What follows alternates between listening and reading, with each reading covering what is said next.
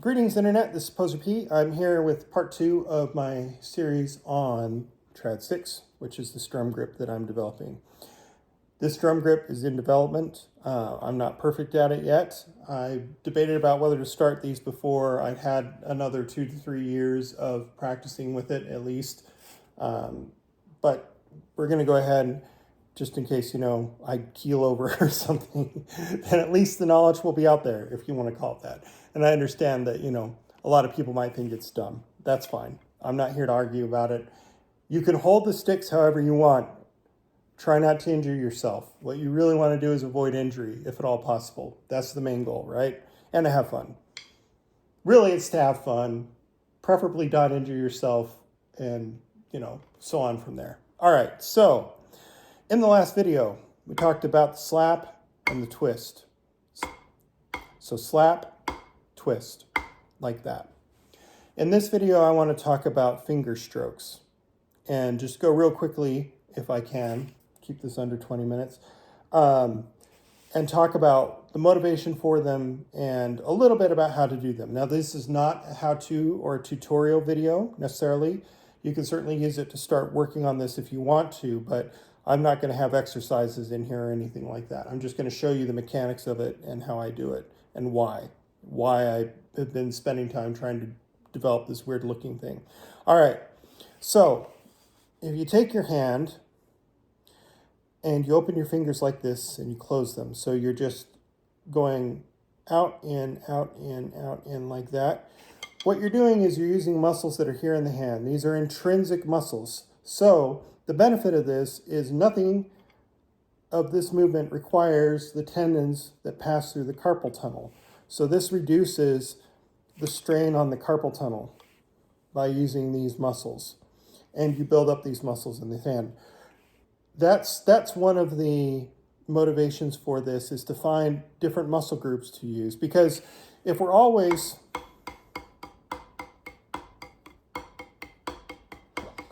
using one muscle group, we have to reset, right?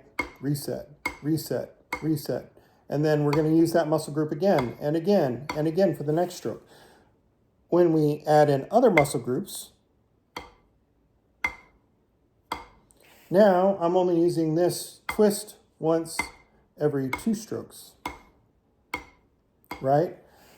Now, if we add the fingers in, we reduce that even further. So twist, thumb, first finger, second finger, slap, second finger, first finger, thumb, twist, thumb, and so on. And thus, we can theoretically go much faster because we don't have to do this and then, you can get 4 or 5 good strokes out of that, 6, 7, 8, whatever, but you always have to reset at the end of it, right? Same goes with this. And you can throw it down, you can use the fingers back here, but generally speaking, you're going to reset and then come back into it. This is passing instead of resetting. So instead of resetting like this, I'm passing it.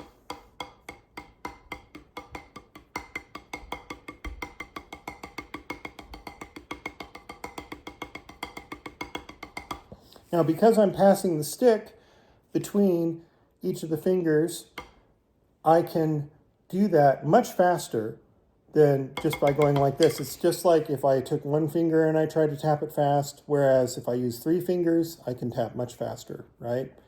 Throw the thumb, and that is all much faster than I can slap. I can do this way faster than I can slap, right? Or twist for that matter, right? So that's the motivation here. Not only that, but we get a mechanical advantage because see how far this finger is away from the fulcrum? Now, I kind of have longer fingers, I think. But the point is that because my fingers are out here and they're moving the stick more further away from the fulcrum, I don't have to work as hard. Not only that, but they're right there to accept the rebound of the stick and to go again. When I do this, my fingers have to be, they're almost like if, so say, let's say for instance, I'm using a middle finger fulcrum. These fingers back here are like right up on that fulcrum.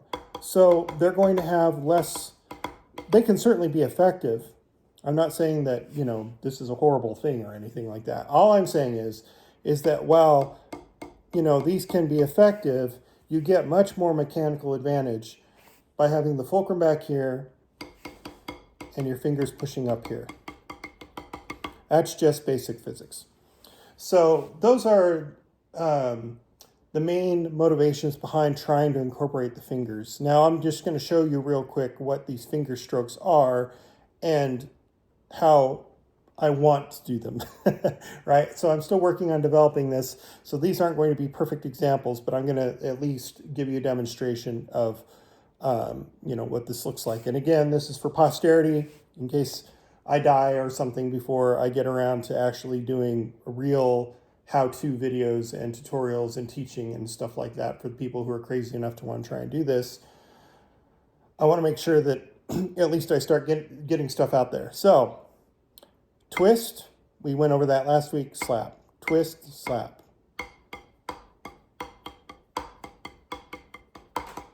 So on and so forth.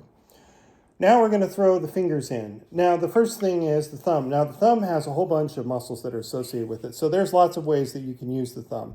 Like you can use the thumb like this, where it's almost like 90 degrees to the stick. You can use the thumb kind of along the length of the stick like this. Like there's different ways, just whatever works best. What you want to avoid is having your wrist bent like this the whole time, if you can. Like I kind of have a natural sort of C-ish shape already right there where it's just a little, but this is the kind of movement, you know, you don't want your wrist to be up here all the time. When you're doing your slap strokes, it's better to kind of start from here. You know, your hand's going to come up a little bit, but you don't want to really overextend this, right? You want to keep it within a nice, comfortable range. Same thing here. And the same thing with this too. What you want to try and do or avoid is too much up and down like this, right? You're not shaking people's hands when we're doing these finger strokes. We're trying to get the finger to move the stick so that the hand doesn't have to move as much.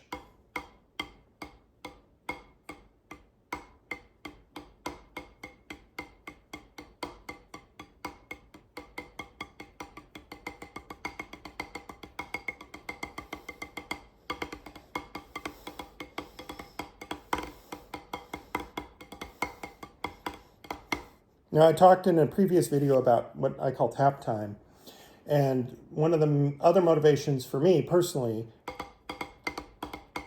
is that, for instance, I would play tap time when I'm playing bass or I'm playing guitar. So I kind of already have the sense of what that should sound like and feel like in my hands, at least in my right hand for playing the bass, and also the left hand for fingering notes, right? So I wanted to take advantage of that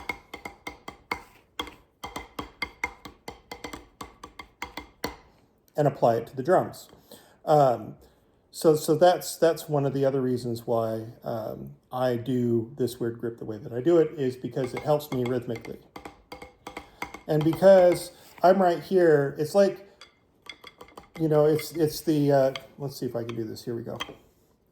Put this other stick down. There, we'll put this, you know, it's bouncing the basketball like this. Only you're doing it with your finger and a little bit further from the end of the stick.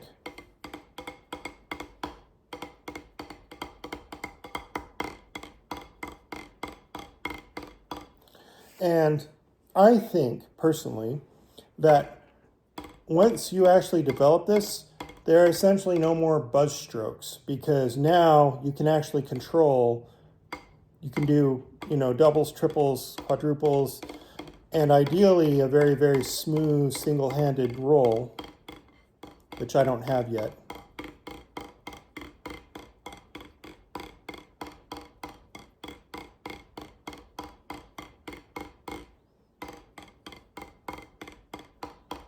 Again, because I don't have to reset,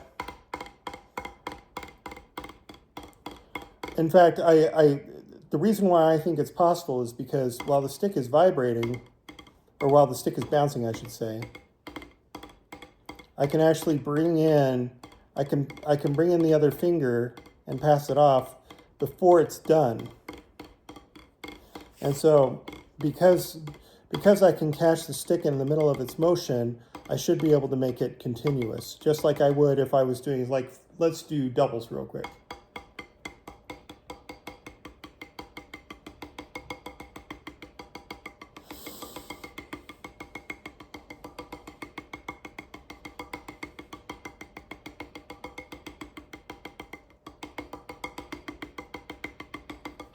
And those were horrible. But the point being is that, you know, then you go to triples, then you go to quadruples, and by the time you're able to count and work at the same speed as the stick is moving when you're doing buzz strokes, you should be able to control that whole thing and make that all very, very smooth and fluid. So that's part 2. There will be other parts, I imagine, of where I talk about this, but that at least is an introduction and what we're trying to do and how we're trying to do it. Oh, actually, I don't think I talked about this, but let me talk about it right now. So again, the main thing that we're trying to do here is we're trying to use these muscles. So I will curl my fingers a bit, but the motion, most of the motion, what I'm working on anyway, is getting this motion to move the stick. And the same with this finger. So this motion to move the stick when I need to. And again, we want to minimize the amount of our tendons are moving and these muscles are involved when we're going here. So for instance, I should be able to basically immobilize my wrist. Like you should be able to do this grip even if you had a cast on and you couldn't move. Like you should be able to work out the fingers with this being totally immobilized.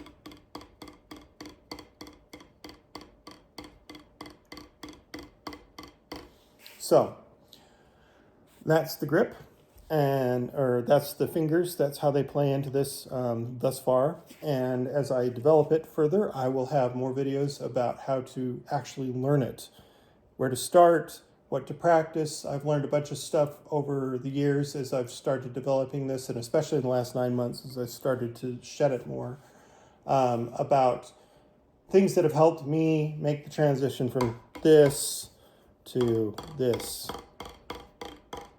So, thank you for watching, and I will see you in the next video.